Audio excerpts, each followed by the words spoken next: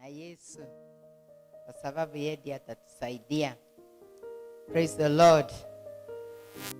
Asubuhi tulikuwa tunajadiliana na pastor na tunaulizana, because we are talking of the new normal. New? Hii si kitu inatakiwa kutisha watu, kwa sababu watu wanasikia new normal wanaona kama ni kitu ambayo itakuja na njia ingine, njia gumu. New normal, by the way, we've been changing to so many normals.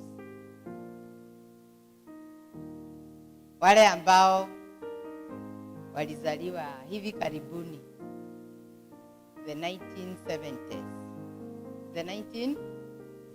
Tulikuwa tunatumia simu gani? Sababu ulizikuta. The 70s.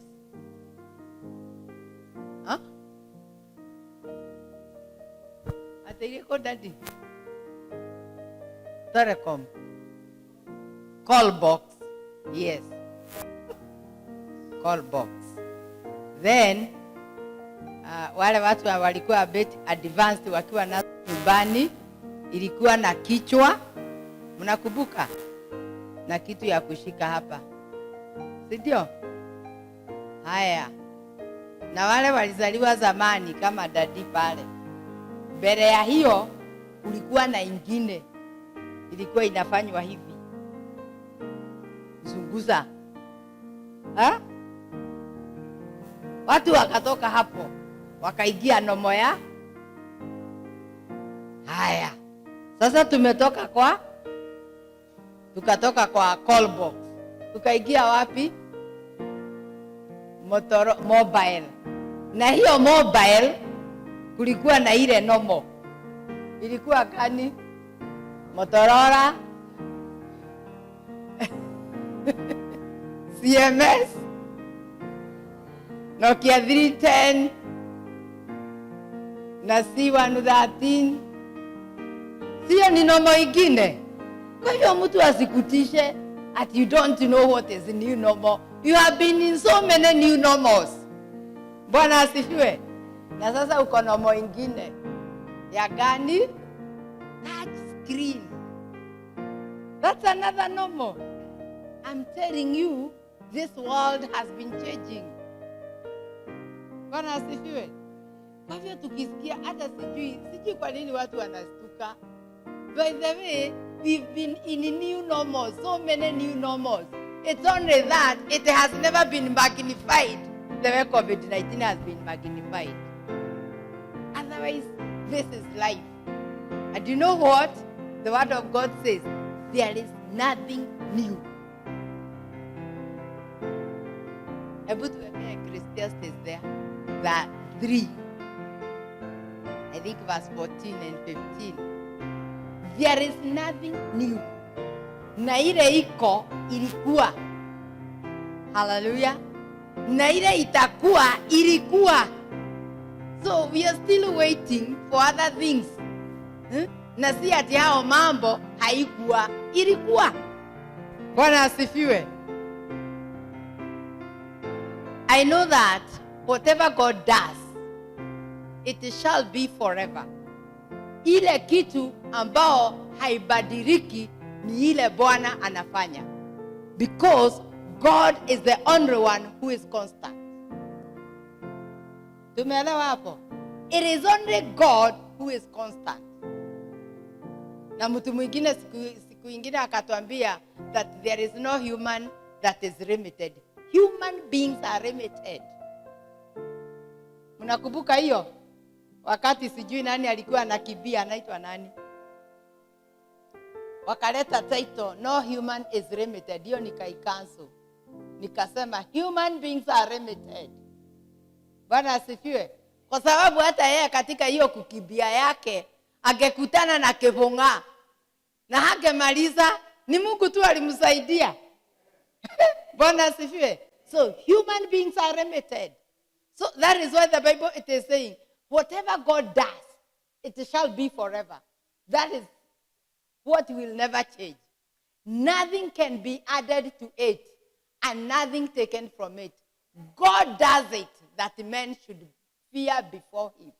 Whatever God does, he does for his own glory, that men may fear him.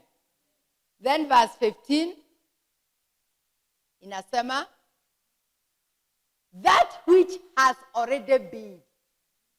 That which has already been. Odo owothe wekuo kana ugakorwo kuori. Hallelujah. Odo owothe tauga nginya COVID-19. Yes. Yale kuo. Ni kuria yale na ritwa ri. Si sasa tunaita pandemic.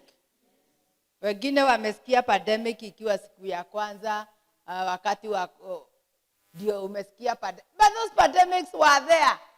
And that is why even David prayed and said, ohonokie kuma kureke momitoko. Hallelujah. Kwa nini alikuwa anaomba hiyo ombi? Kwa sababu yale mambo ilikuwa. So the word of God is true. Odo owothe wekuo kana ugakorwo kuori. Wanakorwo kuo edege. Na sasa tunashida hapa tukiibiwa sijui what. Ni sawa tu. Lakini hii si kitu ya kutustua. Especially sisi ambao tuko na neno la Mungu. Bwana asifiwe. Okay, tutafanya tu vile wanasema. But I wish they can consult the church. I wish we can consult the Bible. Hii sio kitu ambayo inatakiwa kumaginifiwa kana kwamba ni Mungu. Wanakorwo kuhedege. Ngai ni atumaga undu ucio wekeke maita maingi. Ebueda Ecclesiastes 1:9. The reason why God causes these things to come once again is so that his name may be glorified. Ebueda Ecclesiastes 1:9. Kwa sababu sitaki sasa kila wakati ati tunaiba hii kitu tunaona kama ni muthiro wa thi. We are supposed to celebrate. Yeah, the other day tuliona hapa, if we continue abiding, we shall not fear. We will have confidence. Praise the Lord. Hatutaogopa kurudi kwake Yesu. Bwana asifiwe. Kwa hivyo kitu ambayo inatufanya tuogope haijatokana na Mungu. Praise the Lord. Na hii tunaiogopa kwa nini? Kwa vile sasa imekuwa magnified. Praise the Lord. Otherwise it has been there. Na wakati ilikuwa Mungu alipeana suluhisho. Nani amesema hakuna suluhisho? Kuna suluhisho tunaigojea na inatoka kwa Mungu. Bwana asifiwe. Na itakuja wakati wake.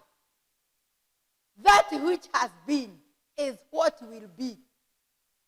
That which is done is what will be done. And there is nothing new under the sun. Praise the Lord. Uko tukana tishwa ni modo. Ninasemanga hata hii stailo za nguo tunaonanga. Mtu asikutishe. Ati kanoti ndio kihanyukania. Ati lazima niende kwa hii ndio modoko mpya wa mavazi. Achana na mavazi. Bwana asifiwe. Nguo hizo zianekirwo ni andu. Niliwaambia 1964. When Gena, the wife of the first president, kuna kapicha amepigwa 1960. Alikuwa na mini skirt. Go Google, because now in Google there is everything.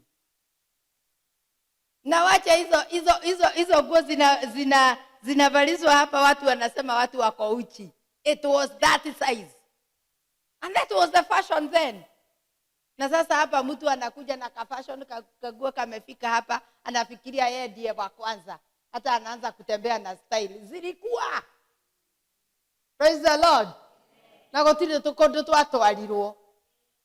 Hakuna mahali walitupeleka, hakuna mahali walienda. Watavana watachoka.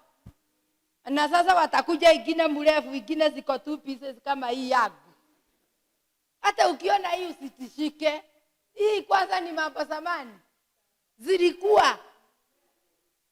Unakumbuka wakati ule tulikuwa tunapima kitenge na kigoti. ati wanyona neno ndungikoma toro hata hutarara muthuri waku ndangikoma ukimwira ndirendete ria mama pastor ya nini zilikuwa ni ya nini zilikuwa wapendwa. There is nothing new under the sun. Praise the Lord. And our God is the only one who will never change. Na yale mambo anafanya ni ya kudumu. Na sababu ya yeye kufanya yale mambo irudiwe ni ili watu wamuogope. Na by the way, tukikosa kumuogopa, if people are not going to get close to God, hii COVID-19 itaendelea. Lakini Mungu atajua jinsi ya kushughulikia wale walio wake. Bwana asifiwe. Even the new normal, when it comes, you will be able to adjust. And adjust for better. There is a sister who was telling me, katika hii COVID-19, watu wanasema juu ya hasara. Mimi nimeenda faida. Oh yes. Mimi nimeenda faida. Kwa sababu yale Mungu ameninenea na nimeyafanya, nimeona faida. There are things that God is going to speak to you. Things that will change the whole dimension of you. Just position yourself. Ukae mahali ambao Mungu atakuongelesha. Na kukaa mahali Mungu atakuongelesha ni katika neno lake. Kukaa mahali Mungu atakuongelesha ni katika maombi, wapendwa. Praise the Lord. Nowhere else. Na sasa tukikaa katika maombi, tukae katika neno, we shall be different. Na hapa ndipo neno la Mungu linasema ya kwamba sisi tutakuwa kama mti umepandwa kando ya mto. Hata wakati kuko na kiangazi inaendelea kuzaa. Hallelujah. Wakati kama huu, when we least expect production, that is the time you are producing. Wakati kama huu, when we do not expect profitability, that is the time you are recording 200% profitability. That's our God. And how he does his things, si lazima tuelewe. Lakini wale wako ndani yake hawatakosa. Wapendwa, this is the time of getting close to him. As we get away from people, according to COVID-19, but this is the time we get close to him. Hallelujah. So I remember we shared about abiding in Christ. And so we learned quite a number of things. And maybe a recap. Tukaona ya kwamba abiding in Christ is like, this includes a total transformation, character transformation. Tukaona maana ingine ya abiding, it is fruitfulness in evangelism as we bear witness to Jesus and his work.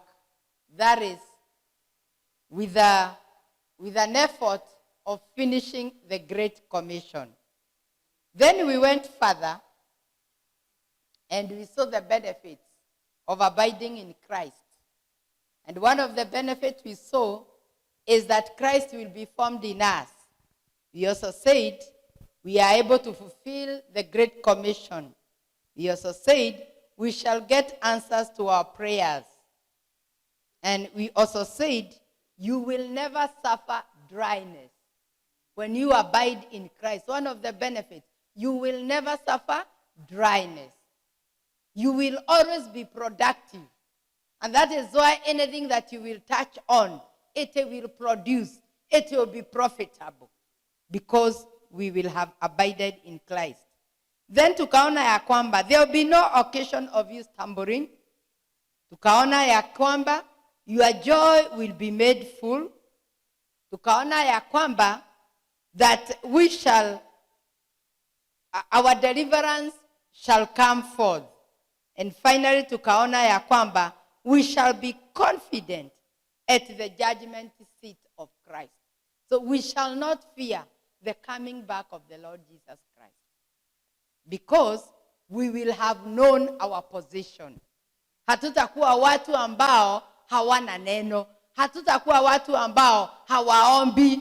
Kwa hivyo hatutakuwa na uoga. Praise the Lord. So today, vile tumeona the what is and the why we should abide, this time I want us to see the how then we should abide. The how of abiding. How then do we abide in Christ? That is now, which way are we going to follow? Ni njia gani ambao tutapita ili tuweze kudumu katika Kristo Yesu. Praise the Lord. Number one, we need to meditate on the word of God. We need to be people of the word. Na tunaona umuhimu wa neno la Mungu to the extent even in the olden days, because that time we had the law of Moses, ile ambao ilikuwa inaongoza wana wa Israeli. And we see when this man called Joshua, who took over from Moses, the Lord emphasized to him that there is need you meditate upon the law. Because if you will have any victory, it will depend on how much you have meditated on the law. It will depend on how much you have obeyed. Praise the Lord. And therefore we see the victories that Joshua got.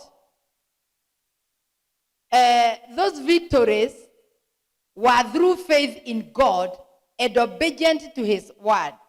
To his word.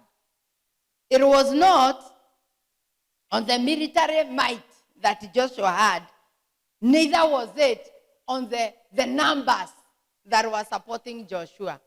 Bwana asifiwe. You remember at one time when he went to battle, akaambia Mungu, simamisha hii jua. Bwana asifiwe. Ili nijishidanie kwa adui zako. Praise the Lord. So tunaona hapa Joshua, he would command even the elements. He would command, he would ask God something that is very abnormal, and it would happen. Why? Because he took the instruction that God gave him in Joshua chapter 1 verse 8. That on these laws, can you meditate upon them day and night? Praise the Lord. Can we see Joshua 1 verse 8?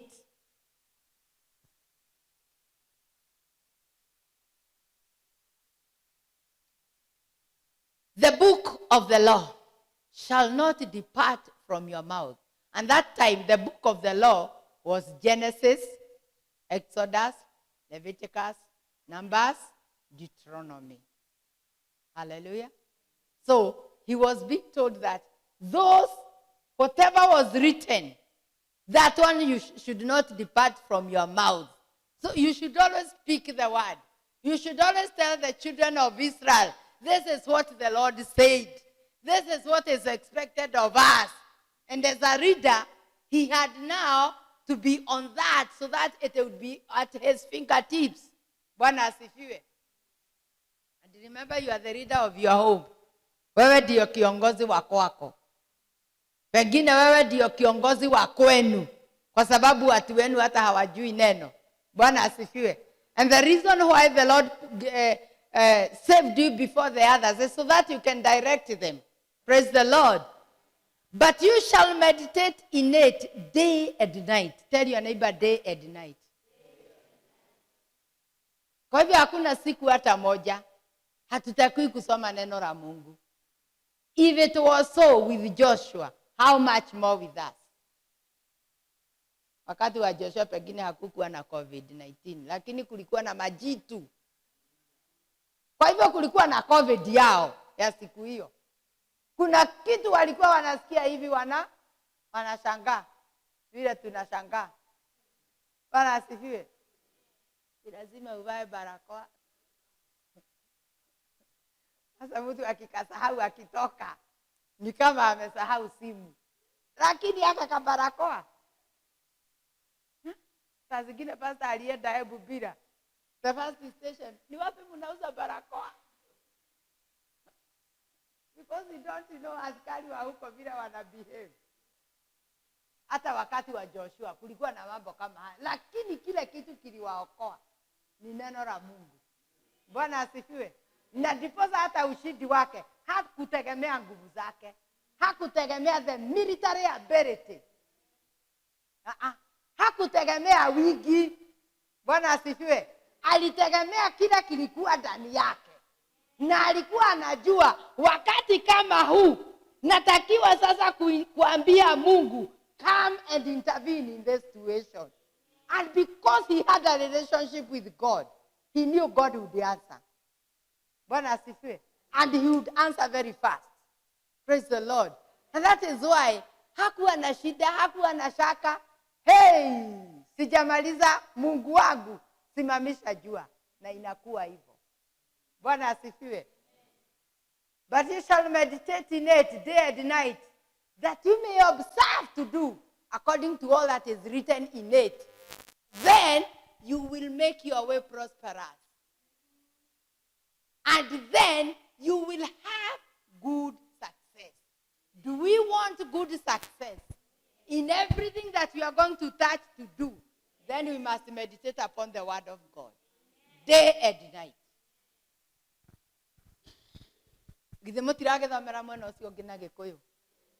Si lazima nisome na Kikuyu. Bwana asifiwe. So we can still see the word of God. That is Joshua being instructed by God. And we see David naye when he came into power. Bwana asifiwe. When he became the king. Bado na yeye akajua umuhimu. Bwana asifiwe. Wa kumeditate upon the word of God. And therefore we see it in Psalms 119, verse 97. Psalms 119, verse 97.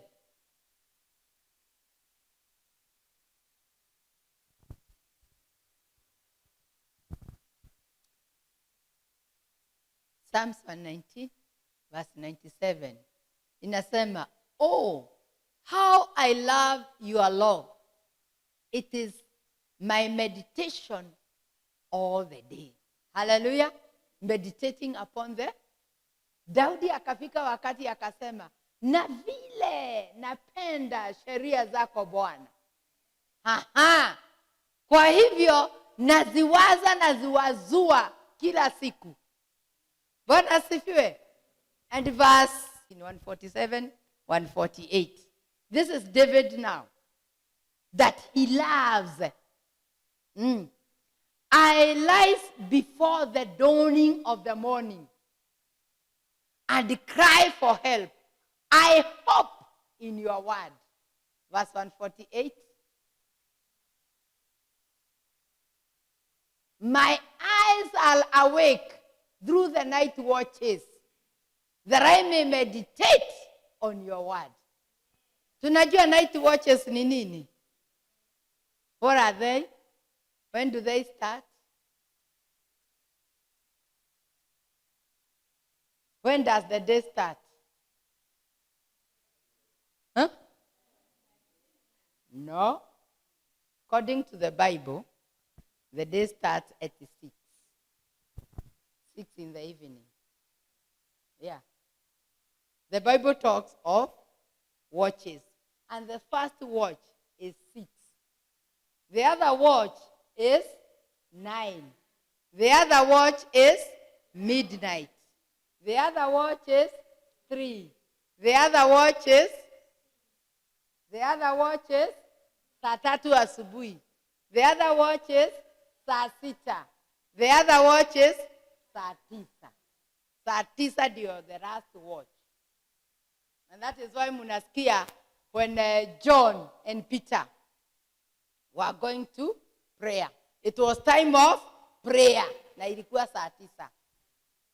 Because they would pray every watch. was somebody praying. Bwana asifiwe. Wapendwa, si mnaona ni mchezo tunakuanga nayo? Every watch, David is saying, my eyes are awake through night watches. Kwanza yeye zake alikuwa anaamka usiku. Kwa hivyo anaamka saa 3 anaomba. Anaamka saa 6 anaomba. Anaamka saa 9 anaomba. Na saa 10 anaomba. That I may meditate on your word. Bwana asifiwe. So, after every 3 hours, he wants to know the word. Anataka kujua neno linasema nini. Bwana asifiwe. So, if then we are going to abide in Christ, we must meditate upon the word of God. Lazima tuwe watu wa kusoma neno, wapendwa. Kwa sababu hii neno ndio inatupatia mwanga. Ndio inatupatia mwelekeo. Mwelekeo kulingana na mapenzi ya Mungu. Bwana asifiwe. Kwa sababu mapenzi ya Mungu hatutaipata mahali kwingine. Okay, he will speak to us through the Holy Spirit. Bwana asifiwe. He will speak to us through dreams and visions. And he will speak to us through his word. So we don't want to miss any of those. Bwana asifiwe. And therefore it is important that we meditate upon the word of God. Number 2, how then do we abide in Christ? Spend quality time with God. That is about like what David is saying. That in every watch, I want to know neno lako linasema nini. And how do you spend quality time? That is rising up early in the morning. That is, you need to forgo some of the things that we enjoy doing, like sleep. Yeah? Because in the morning, you are able to comprehend more. Kwa sababu hata hujakutana na mambo mengi. Hujakutana na watu wanakwambia, yesterday it was 389 people with the COVID. So in the morning you are fresh. Bwana asifiwe. So you are able to comprehend more. You are able to connect faster. Bwana asifiwe. That is why spend quality time. And what is quality time? It is when there isn't much interruption. It is the peak hour. And the peak hour of a human being is early in the morning. Bwana asifiwe. Na ninafikiri ni kwa sababu wakati huo hauna mambo mengi. You have not interacted with so many things that can distract you from connecting with God. Then the other way of spending quality time, it is in prayer and fasting. Bwana asifiwe. You forgot some of the ratios like food. That is spending quality time with our God. Bwana asifiwe. Hallelujah. This calls for denial. You crucify the flesh. Praise the Lord. Hallelujah. Hebu tuone Luke 14:25. Luke 14:25. What does the word of God say? What did Jesus say? We will go up to 33. Now great multitudes went with him, and he turned and said to them, if anyone comes to me and does not hate his father and mother, wife and children, brothers and sisters, yes, and his own life also, he cannot be my disciple. And whoever does not bear his cross and come after me cannot be my disciple. Mm-hmm. For which of you, intending to build a tower, does not sit down first and count the cost, whether he has enough to finish it? Lest after he has laid the foundation and is not able to finish, all who see it begin to mock him, saying, this man began to build and was not able to finish. Or what king going to make war against another king does not sit down first and consider whether he is able with the 10,000 to beat him, who comes against him with the 20,000? That's a question. Or else, while the other is still a great way off. He sets a derogation and asks conditions of peace. So likewise, whoever of you does not forsake all that he has cannot be my disciple. That is abiding. Hallelujah. That is abiding. We forsake. Bwana asifiwe. We forsake. And what is the purpose of the cross of Jesus Christ? Mark 8:34. Hebu tuone Mark 8:34 vile inasema. Mark 8:34. When he had called the people to himself with his disciples also, he said to them, whoever desires to come after me, let him deny himself and take up his cross and follow me. Take up the cross. What is the meaning of the cross? The cross is not a burden. Bwana asifiwe. Yale mambo yote tumeambiwa hapo katika ruku, si mzigo. Bwana asifiwe. So the cross of Jesus Christ is not a burden. It's not a burden to bear, but a tool to be used. It is what? A tool to be used to crucify the dead flesh, to forego our comfort. Hallelujah. So the cross, we don't need to bear that cross as a burden, but it is a tool ambayo itatusaidia. Bwana asifiwe. Ili tuweze kuforgo. And what are we forgoing? The flesh.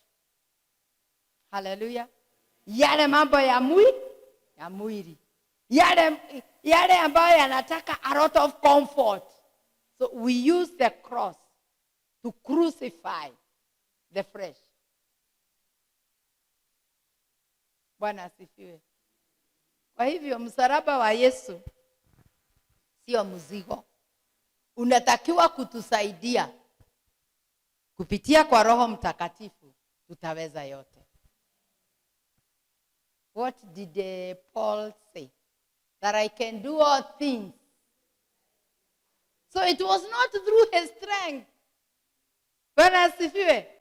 Unajua saa zingine tunashindaga kwa sababu we approach the whole scenario with our strength. We approach the whole scenario na yale tunajua.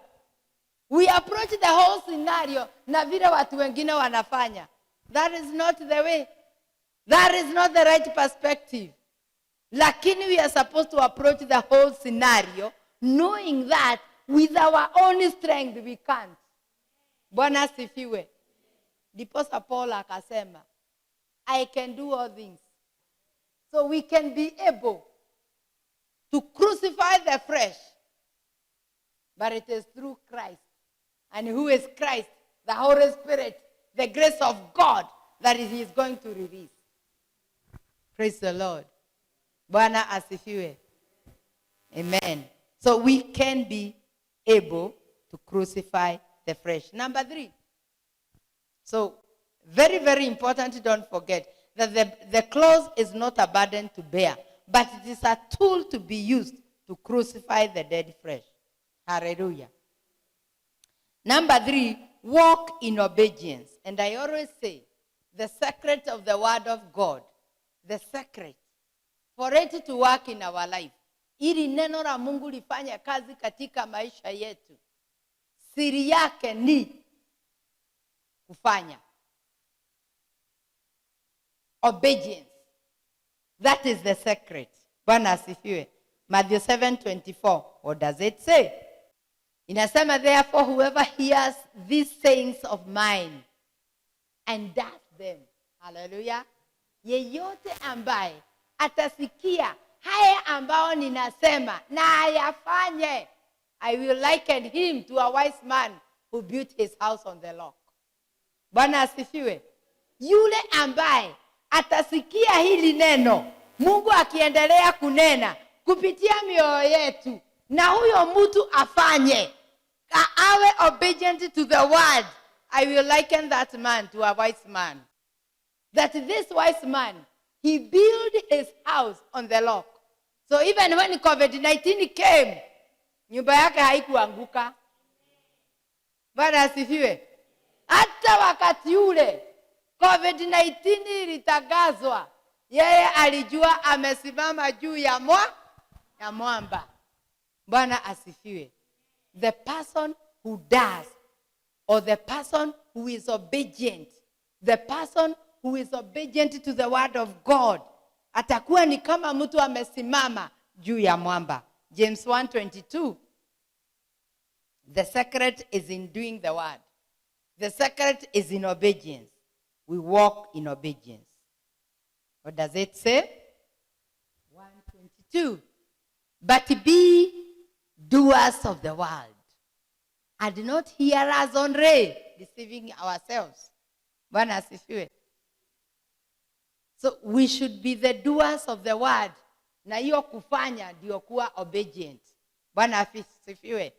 Na tukiwa hivyo ni kusema hatutakuwa we will not be deceiving ourselves. Bwana asifiwe. So yale ambayo tumesikia tunayatenda, wapendwa. Bwana asifiwe. And you see, this will make even the work of God move faster. Bwana asifiwe. Because there is another level that the Lord wants to take us. But if we have not finished with what he has said now, what other revelation will he bring? If what he has revealed, we have not worked on it, is there any point of him revealing anything else? Na unajua watu wanasemanga, we have stagnated for long. Why have we stagnated? It is because even that which we have had, we have not worked on it. So the secret is in being obedient.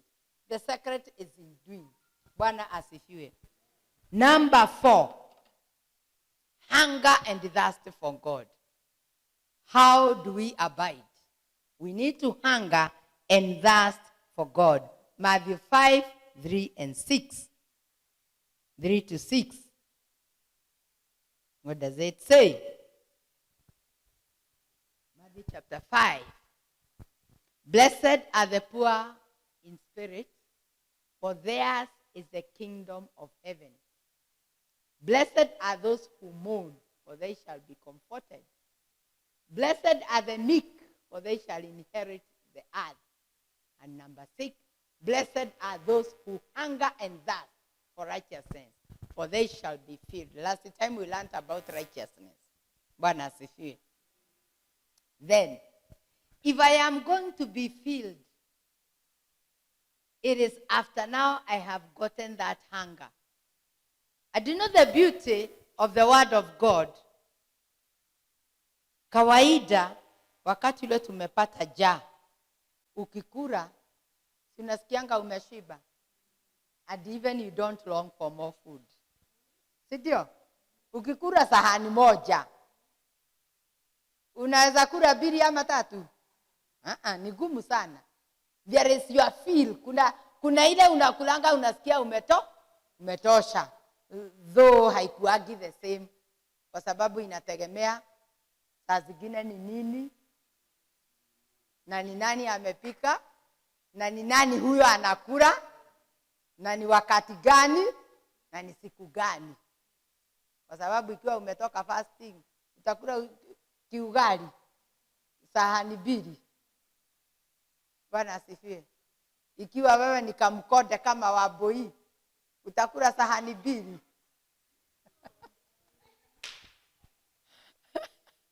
Bwana asifiwe. So inategemea ni nani, na ni lini, na ni nini. Ita imagine githeri gya kurugarugio, utakula sahani 2. Lakini ikiwa ni kamukimona imekaangwa na tule tumafuta twa kuwekelewa juu katuguka green, tayari watu wameanza kusalivate nao. So inategemea ni nini, na ni nani, na ni wakati mgani, na ni nani amepika. It is not so with the word of God. Bwana asifiwe. Na sasa tunaona kawaida tukikula tunapata hiyo shibe na hatutamani tena. It is not so with the word of God.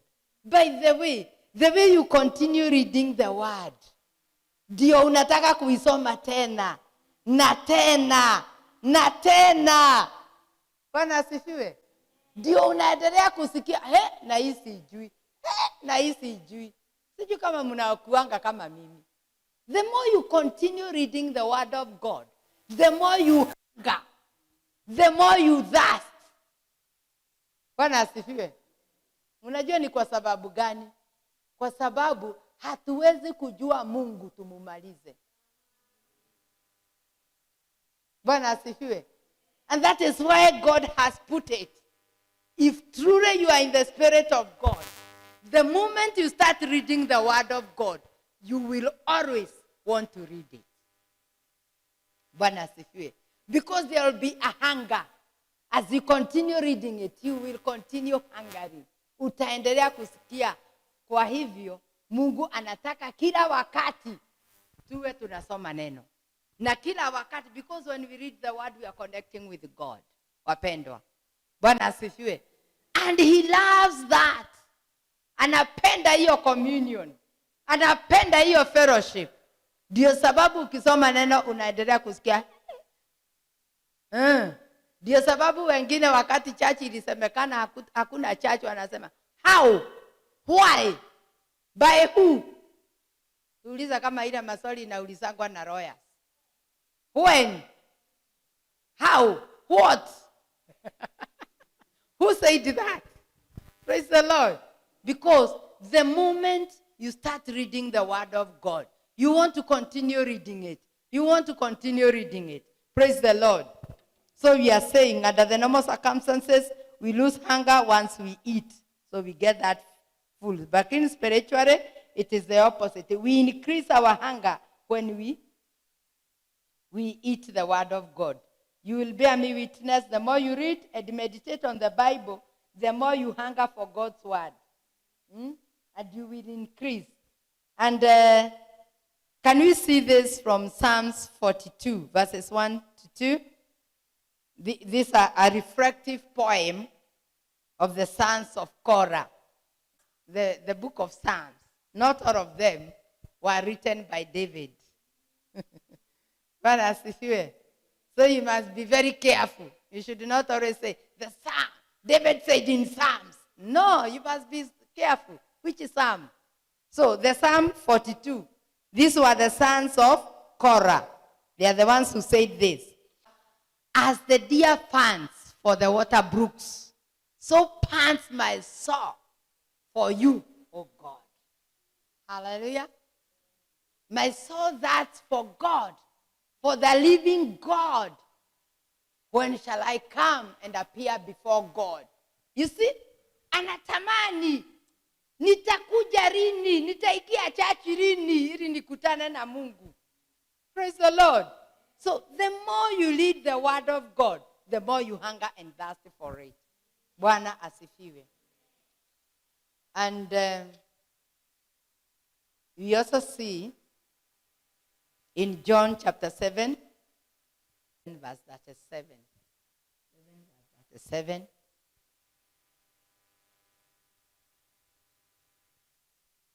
Inasema hivi, on the last day, that great day of feast, Jesus stood and cried out, saying, if anyone thirsts, let him come to me and drink. Hallelujah. This is a call by the Lord Jesus Christ. That unasikia uko na kiu, unasikia uko na njaa, kibia. Hallelujah. Let us go to Jesus Christ. And that is why we are saying, we need to abide. Kwa sababu hii kiu itakuja. Hii njaa itakuja. Bwana asifiwe. And the other day the pastor was teaching us on the importance of the church. Bwana asifiwe. It is from the church where we are going, our thirst is going to be quenched. Where we are going to get the feel when we hunger. Bwana asifiwe. Na tunasemanga ya kwamba When we are in church, ni direction tu tunapewa. Bwana asifiwe. Ili now the whole week una sasa na wakati na wewe wakwenda na kuchambua. Bwana asifiwe. As you go and revise what we are teaching here, you will get more. Bwana asifiwe. The Lord will continue talking to you through the same verses. Praise the Lord. Na unajua hiyo same verse itatumika kusolve so many problems. Unajua kama verse kama hiyo, on the last day, that great day of the feast, Jesus stood and cried out saying, if any man thirst, let him come to me and drink. You know from that verse, there are so many prayers you can pray. From that verse. Bwana asifiwe. So, when we come here in the church, ni kama tunaelekezwa tunaambiwa, this is the well. Hallelujah. This is the well. Na wewe sasa unachagua kuingia kwa well ama kutokuingia. Bwana asifiwe. Lakini kubarikiwa ni yule atachagua kuingia kwa hiyo well. Hata kama tu vile Yesu anasema kwamba tunatakiwa kwenda pale. Kwa sababu tukienda pale, mashida yetu yote, njaa ya kazi, njaa ya pesa. And this is a season. Tell your neighbor, this is a season. Yeah, therefore we should not worry. It is a season. Na itaisha. Bwana asifiwe. So in the meantime, niko na njaa ya fedha. Kwa hivyo I will need to go to him. Na hiyo njaa ya pesa, he will quench that thirst. Bwana asifiwe. Niko na hanga. Na hiyo hanga nikienda kwake, he will satisfy me. Bwana asifiwe. Amen. So we need to know that it is only through abiding. 1 Thessalonians 1. When we abide, when we hunger and thirst, yeah, some of the things that we are used to doing, mambo mengine ambayo tunakona mazoea ya kuyafanya, as now we do that wake up call of Jesus Christ, if we respond positively to that call, that those who hunger and thirst come to me, if then we go to him, there are things that are going to drop out of our lives. Let us see it in 1 Thessalonians chapter 1, verses 9 and 10.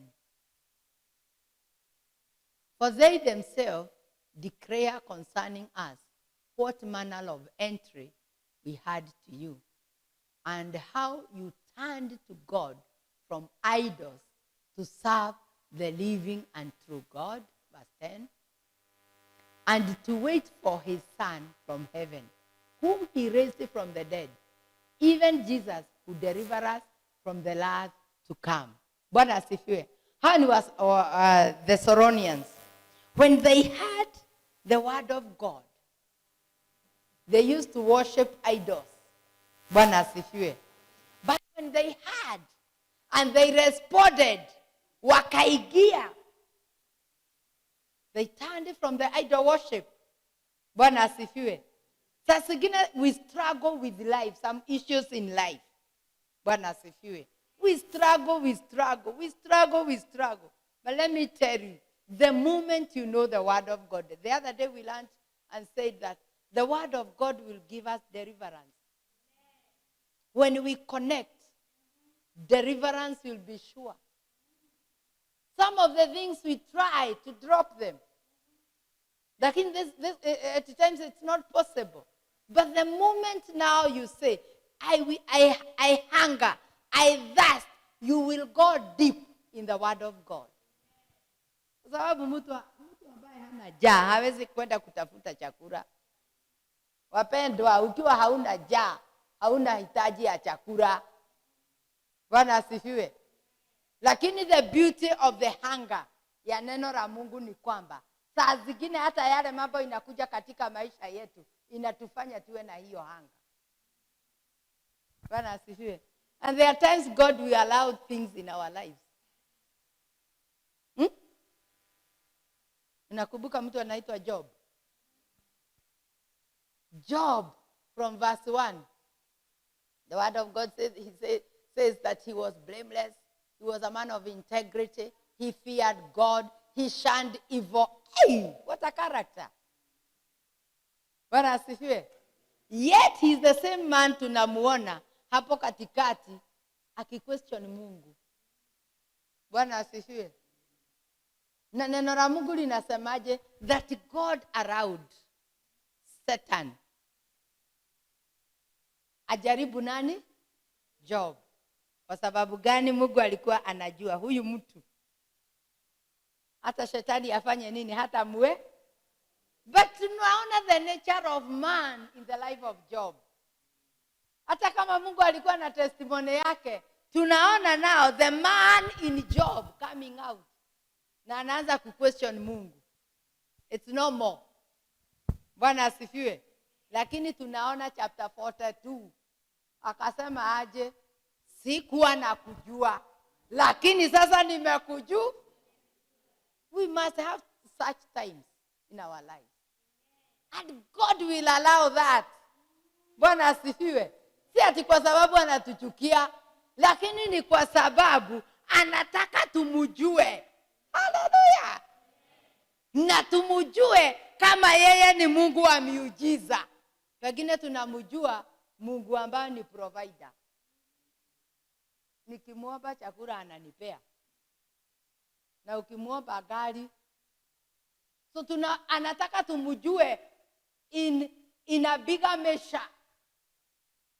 He wants us to know him in all perspectives. Hallelujah.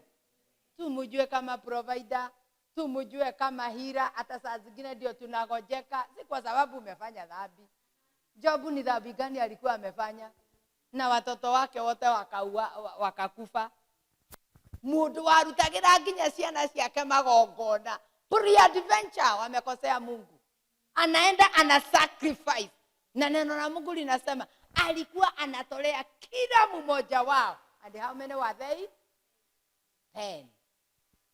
3 girls, 7 boys. There were 10.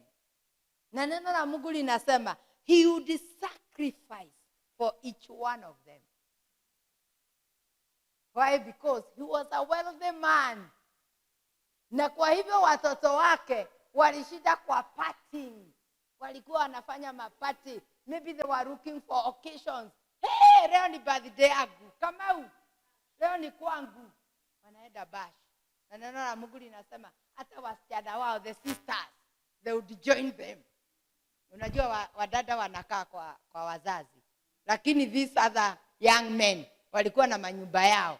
Kwa hivyo Kamau anasema, hey, leo ni birthday yangu. Mwingine anatafuta occasion. Hey, hii ni siku yangu ya kubatizwa. Because they didn't have problem with money. But the man of God knew. In the process of these children partying and doing whatever, wanaweza kuwa wamemkosea Mungu. And he had such an intimacy with his God.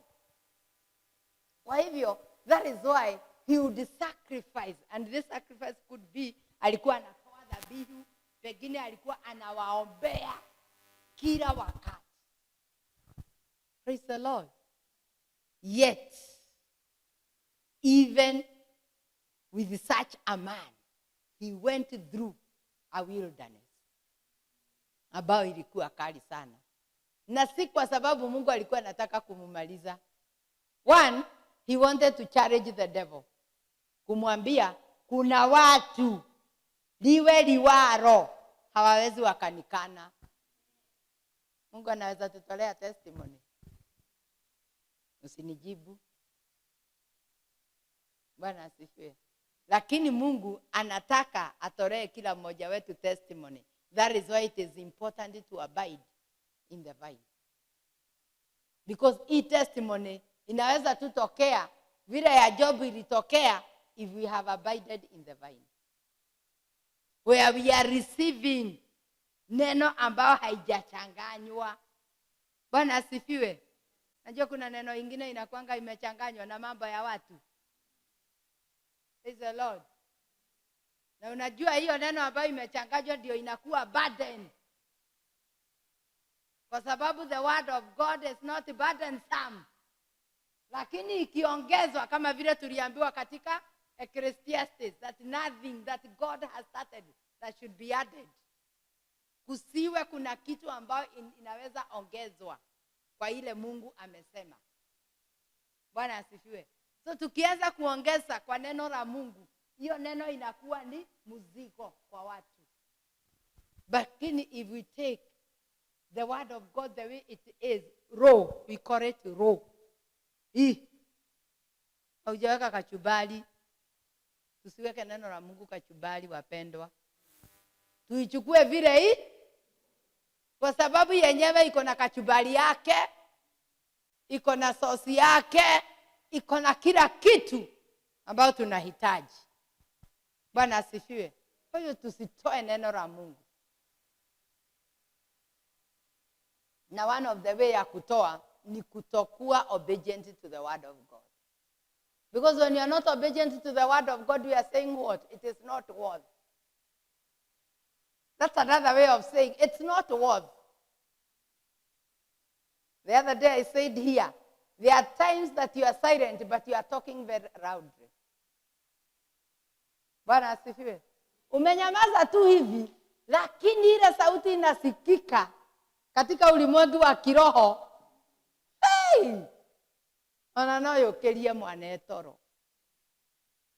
Na saa hiyo wewe umenyamaza, lakini katika ulimwengu wa kiroho ile sauti unaongea inasikika. Bwana asifiwe. Kwa sababu mambo iko katika moyo. So let us endeavor. Tujitahidi kumeditate upon the word of God. Tujitahidi kuwa watu wa kuspend quality time with our God. Tujitahidi to walk in obedience. Tujitahidi to hunger and thirst for our God. Praise the Lord. And because our God wants us to prosper and to succeed in everything that we touch to do, He has given us the grace. Bwana asifiwe. Hii mambo sio burden. Hallelujah. Hii mambo itawezekana. Hallelujah. It could be hard, but it is possible. Bwana asifiwe. And especially if we release ourselves to the Spirit of the living God. If we determine, if we purpose, if we make up our mind and say, I will meditate upon the word of God. I will be a person of prayer and fasting. Bwana asifiwe. Why do we fast? Fasting is a way of telling this body, I am the master. Bwana asifiwe. Hatufast ili Mungu ajibu maombi haraka. You know, we must have the right perspective also. Hatufast ili Mungu ajibu haraka. Sababu hata tunaweza fast na hiyo kitu unafastia akose kuifanya. Akose kujibu wakati huo. But you are telling this body, yeah? We are crucifying the flesh. We are telling the body it is time to pray. And to pray very serious prayers. Bwana asifiwe. It's a time of setting yourself aside from the pressures of this body. Praise the Lord. So when you are fasting, we are not doing God any favor. We are doing ourselves that favor.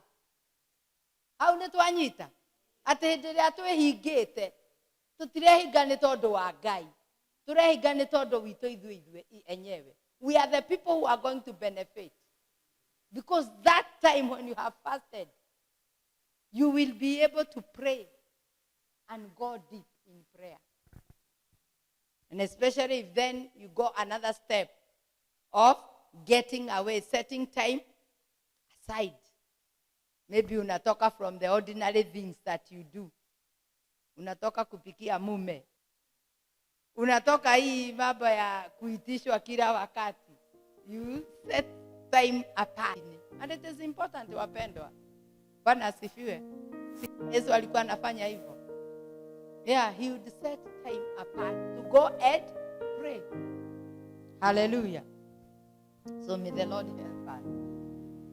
Na ametusaidia kwa sababu he has released the grace.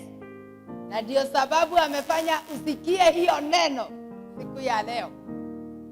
Usiwe tu hearer, lakini uwe nini? Doer of the word of God.